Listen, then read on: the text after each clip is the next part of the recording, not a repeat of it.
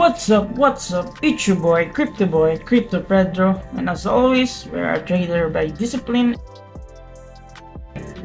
And when it comes to airdrop, manage your expectation. But for today, guys, we are going to do MMA. Ano ba yung MMA? Every Monday market analysis. Ayan. So, before we dive in, guys, gusto ko lang kayong kamustahin. Kamusta na ang ating mga holdings? Kasi yung BTC, ano ngayon siya? BTC is trading at 58k. Yan. 59,000 tayo, guys. So, as this past few weeks, makikita natin na nagde-decline si BTC. So, let's dive in. Dive in na tayo for our Monday market analysis. So, check natin ilang market cap natin ngayon. Market cap natin ngayon is 2 trillion. Ayan. So, 2 trillion tayo ngayon from, check natin. Ito, guys, for those who are beginner in trading, napaka-importante kung palagi nyo tinitingnan every week or every month yung ating market cap. Ayan. Diba? From ano tayo? From nung March, nanggaling tayo 2.7 trillion, and today as August 12, inabot din natin to. Nung August 1, inabot natin is 1.6 trillion yung market cap natin. So, as you can see, parang in this area, ayan, ay yung ating BTC is nagre-range ng mga nakaraang linggo, buwan. But for today, yun nga, nagkaroon tayo ng decline nung ano. So, dahil enter na nga yung ating March, August month and September. So, talagang medyo nagdi-decline yung market, diba? So, nung last week, natakal natin din yun, yung rainbow chart, and then yung monthly return. So, yun, recap lang, guys. So, check muna natin yung ating Bitcoin. Ano bang ginagawa ngayon sa chart niya, ascending chart. Tingnan natin, guys. So, in monthly, ayan. Oh, ano to? Anong candle to, guys? Meron tayong selling pressure for this candle na nakikita nyo. Pin bar na yan, check natin sa Google. Pin bar candle. So, yung ating pin bar na nakita ngayon, hindi, hammer pala, hammer. Check natin, hammer indicates ano yan, parang ano, bearish, kasi nagkaroon tayo ng downside. Ito parang ganito yun, guys. Check tayo ng ganda.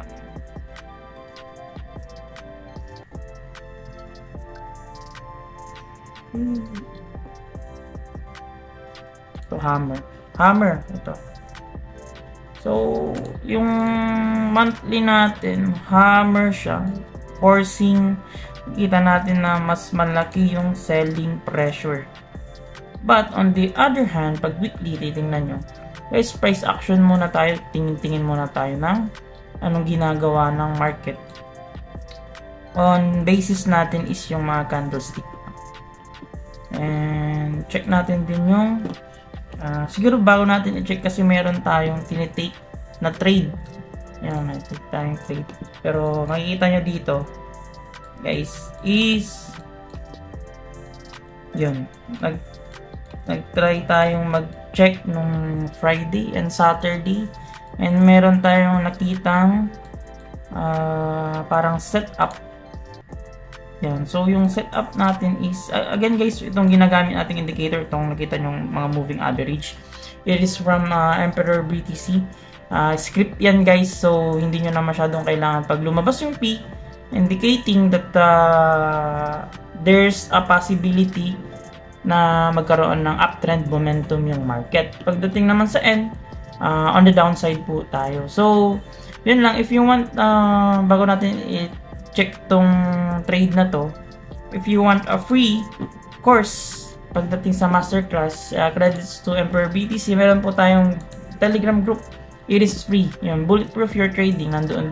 Syempre, pagdating sa mga beginner, napaka-importante guys na maging familiar tayo sa mga ginagamit nating indicators, maging jargons, yung FOMO, FUD, yung mga basic trading jargons ay dapat malaman po natin so that pag may nakita tayong nag-post, maintindihan po natin in a basic way yung mga nakikita natin sa news. Yan. So balik tayo guys. So tinitake tayong trade. Yan. So yung trade natin is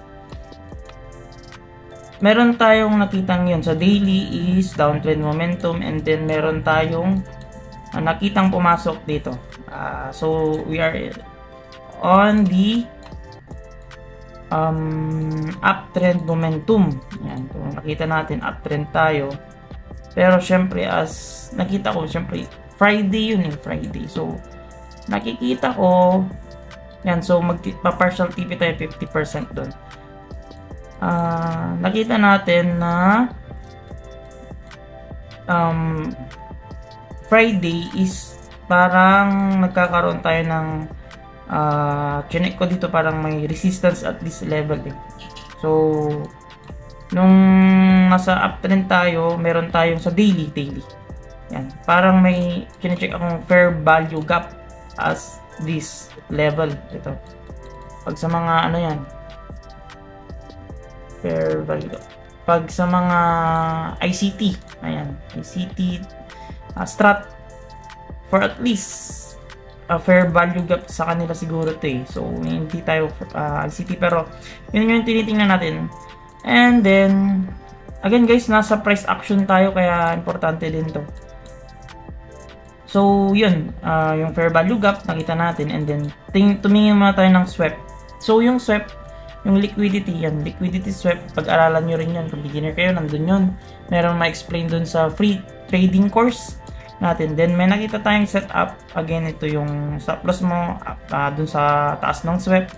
And then kung actually pag scalp ka lang, gigain ka na dito itong 50% na to. So check natin kung kuwari dito lang siya. Yan. So yung ratio mo dyan is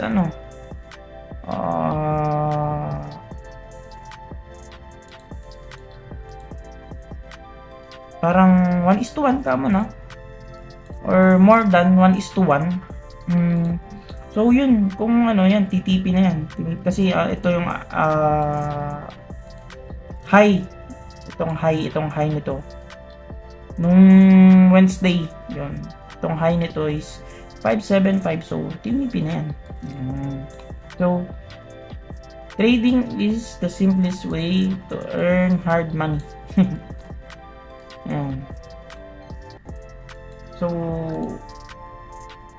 ito yung market guys, ay yung trade na tinake natin.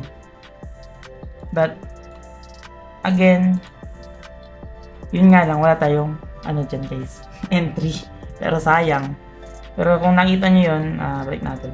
So yun yung maganda dun. Again, pagdating sa partial, take profit nyo guys. Huwag 50% agad, but 50% agad. Dapat aggressive kayo pagdating sa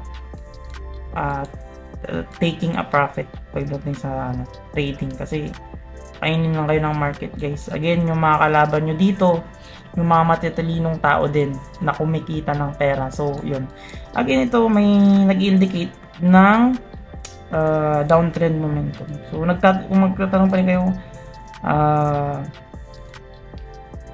anong indicator, so yun lang guys. So basically yun lang yung mga indicator na ginagamit natin sa system natin. Trendline.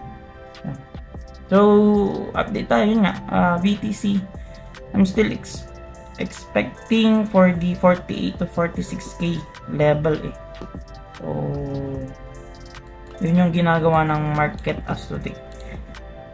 So yun, kasi ito yung mga very important na level. Babalik tayo doon. Tingnan nyo guys. Yung ATH ng April. So, pinaka-call out natin to guys for free. For free. Yung iba, paid mentors. Yes! Napakaganda nun guys kung meron kayong paid mentors kasi dun kayo matututo dun sa trade, psychological trading nyo. Yan. So, again, pag dito, again, it's free and it is my own research pagdating sa trading. So, guys, you can freely correct me if I'm wrong. Wala tayong problema dun. And kung may suggestion kayo, tutorials din na gustong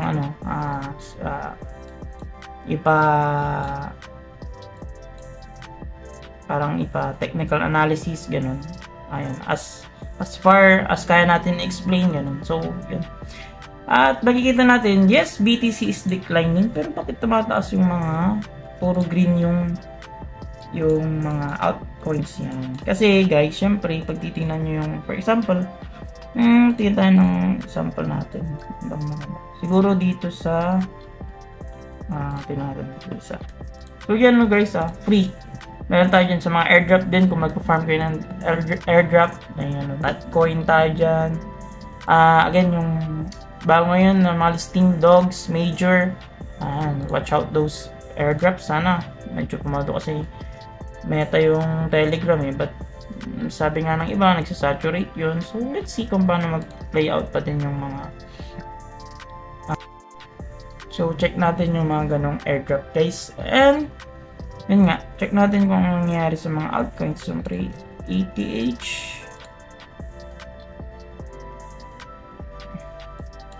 Ayun din, pin bar. So, monthly. Wala tayong masyadong sa ETH. Hindi tayo naglagay ng technical. Pero, yun yung nasa support syempre tayo ngayon. Ito, number 1 to Undo. Recommended to. Wait lang. Ito, Arkham. So, isa sa mga tinitingnan natin nung last time is yung Arkham. Pero, nga, on the downside yung momentum natin yan. Pero ito, nakita nyo, naglagay tayo guys ng price action dito. Makakita tayo ng price action dito. Itong levels na to. So, level din yan guys na tinitingnan natin. So, yun. Daily. May nagkaroon siya ng may tayong volume. Volume.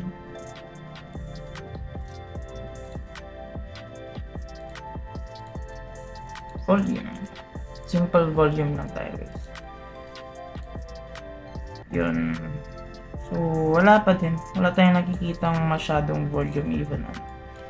Kahit na check na natin. 4 hours. Meron pala 2 candles ito. So, indicating for uptrend momentum. Tignan nyo to guys.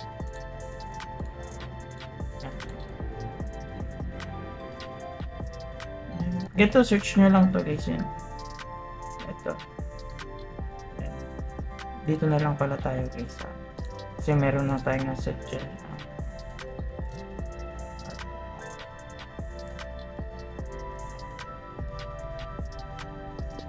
May trinade tayo noon, naalala ko itong ARK.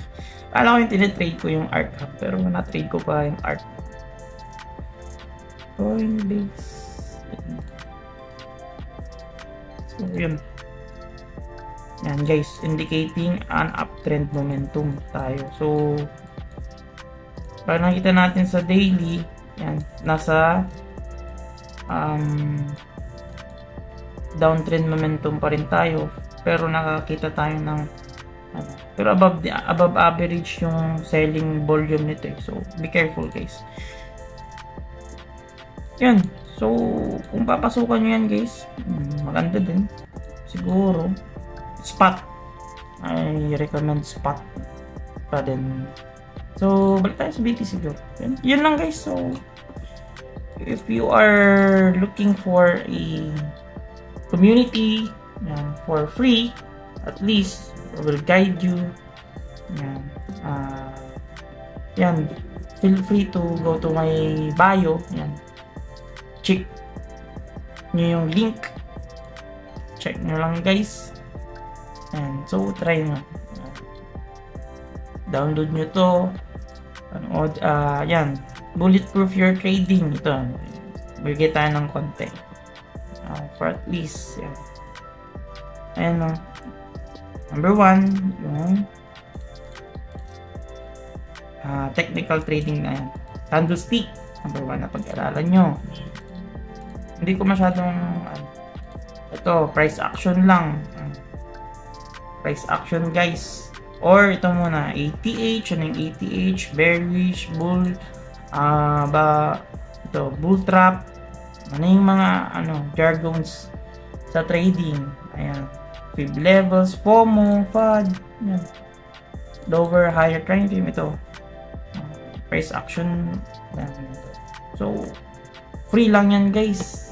So, pwede nyo to ako. Ginawa ko dati. Pinyan ko yan. Binasa ko. And for today, marami tayong natutunan dyan. Ayan, nagagamit din naman natin.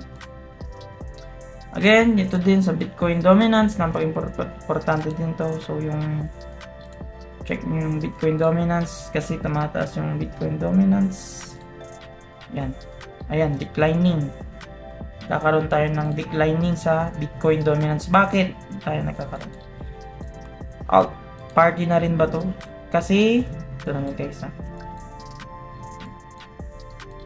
check natin tong Bitcoin dominance kasi importante ito para makita nyo yung galaw ng altcoins. So, yung Bitcoin dominance, guys, is trading at his resistance. Yan. Level of resistance yan. Meron tayong makikitang resistance. Yan, guys. So, as you see, price react on this level. Yan. May nag-open, may nag-close. So, this area has a massive obese. Yan, makikita nyo dyan. May mga orders dyan. Either buying or selling pressure. Pero, yun nga. So, is this ayan level. Yan. Tinitingnan natin.